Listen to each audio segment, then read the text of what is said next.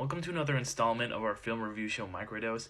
Today I'm going to be talking about the new Apple Plus movie Tetris, which is not an adaptation of the actual Tetris video game.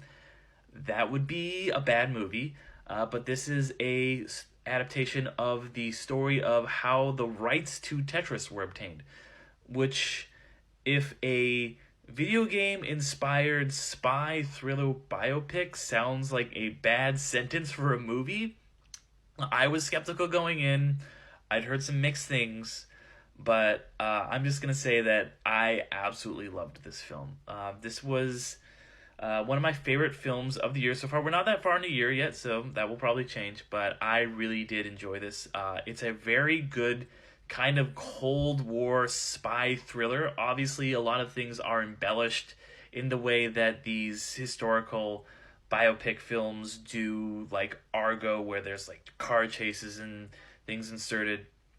But it is, and so, if that bothers you, maybe turn off, but it is still all based on true events. There are a couple moments that are a little bit weird and wonky, like there's a Zelda thing in the beginning that made me cringe just a little bit, but overall, I actually thought this was a really phenomenal film.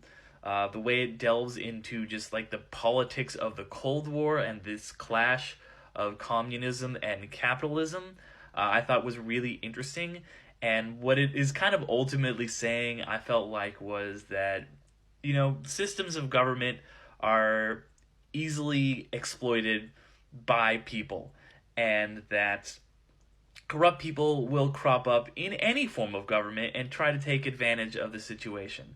I really liked that through line to the film, but I also thought it was just a really engaging spy thriller, which I was not expecting. If you are a fan of video games, there's a lot to really like in this. There's some cool video game stuff in it.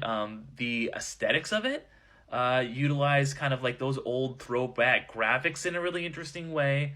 I thought the soundtrack was really great. It does feel like the kind of old school 8-bit sounding soundtrack, but in a more updated, modernized way, particularly in some of the final scenes, the way that old Tetris theme that we all know and love was utilized. Taron Egerton is great in this, one of my favorite actors. Unfortunately, his casting is a little bit problematic. Don't have time to go into that, but he's still really awesome in this.